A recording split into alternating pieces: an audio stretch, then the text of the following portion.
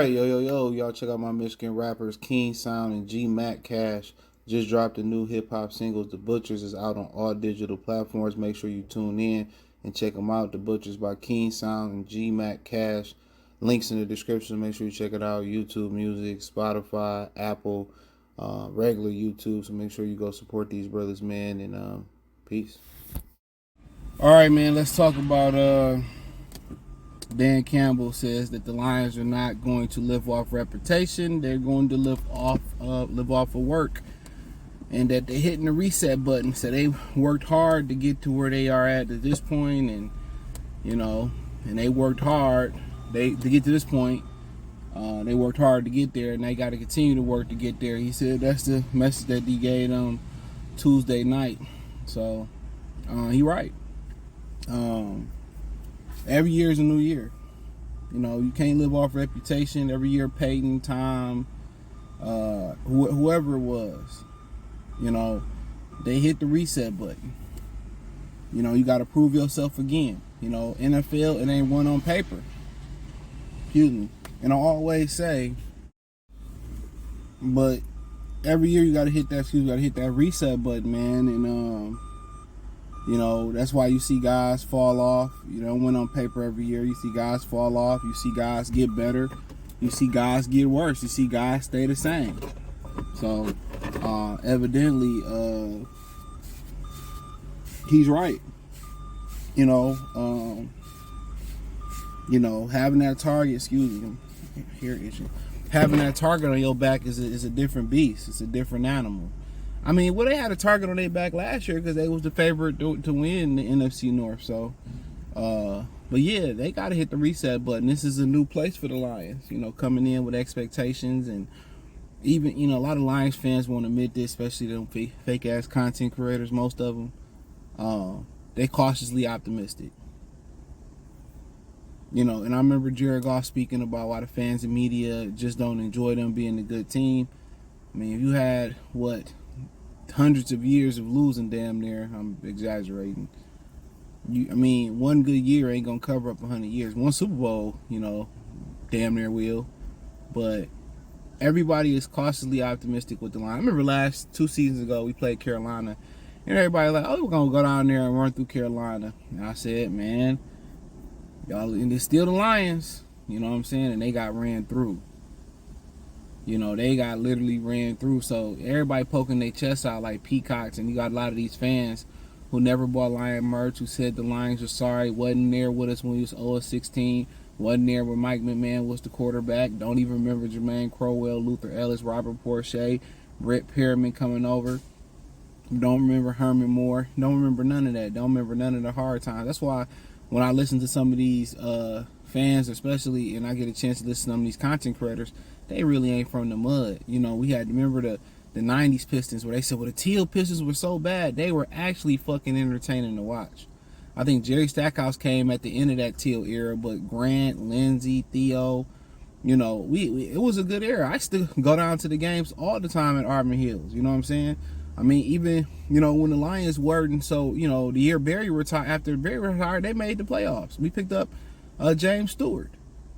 So as bad as some of the eras been, especially with the Lions and the Pistons I can speak on, it was exciting. Now the 90s Tigers, unbearable, unwatchable. You know what I'm saying? You go, you go by, you walk through the movie theater door and they give you 5 free Tiger tickets. But those were still like how the Pistons are now. It's not fun to watch. It's like if they made you eat a diet with no season, like everything you ate was unflavored.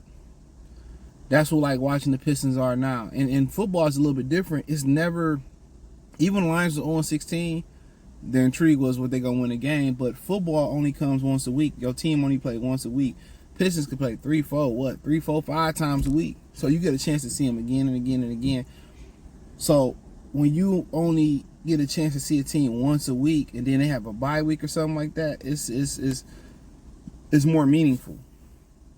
That's the one thing that's really, really like intimate with the fans about football. They trying to go to 18 games so they be greedy. Man, 16 games was fine. 16 meaningful games. Now they trying to go to 18. It's just greed.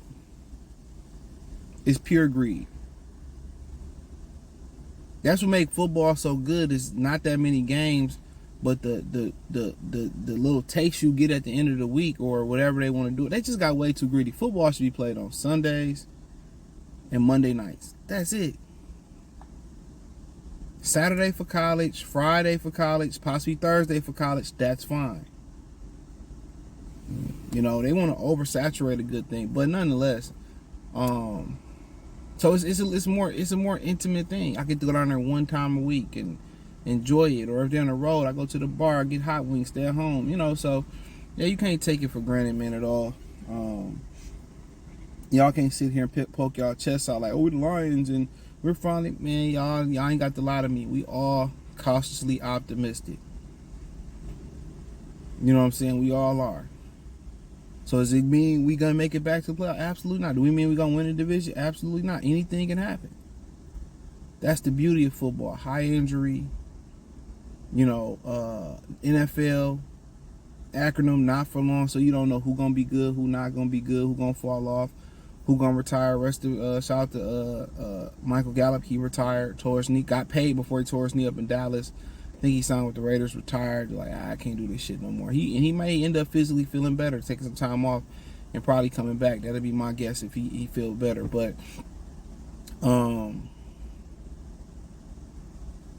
like I said before, he right. It's the reset button. Everybody looking at, oh, this team didn't do this on paper, or that team did that or they lost this, that, and the third. All them 53 men and the 12 or 16 people that's on the practice squad or whatever, they all get paid to do a job. So we're going to have surprises, rookies that's going to surprise, guys that's going to their second, third, fifth year, they come out of nowhere, guys from the Canadian Football League, rugby, somebody's a handful or more than a handful of guys are going to surprise. You know what I'm saying? So it's a new year. You can't look at, oh man, we played them, they weak as hell. Absolutely not. Teams looked at the Lions like that a couple seasons ago and was in for a fight. But the one thing they've done the right way, other than giving him a new big podium, Dan Campbell, I've seen it, they built this team through the trenches. They built this team through the trenches. Trenches on out. They focusing on the trenches. Then they built it on out. And that's where, and then guess what? Now you can't pay guys, or guys gotta go. You rotate guys in. So, but yeah, man, let me know what y'all think about the video. But he right. They live off work. When you live off hard work, you live off smart work, we don't worry about the reputation. We don't worry about what they say. We focusing on the goal. Our goal is to each week work as hard, cover our bases and not to make the same mistake twice, try not to. So I love the mentality that Dan Campbell is giving. So hit the link tree, find me on X, Instagram, Spotify, Anchor, Cash App, Venmo, PayPal, Apple Podcasts, Spotify, or just Spotify and Anchor, excuse me. Appreciate the love, support. Let me know what you think in the comment section. Check out Detroit Lions Talk playlist.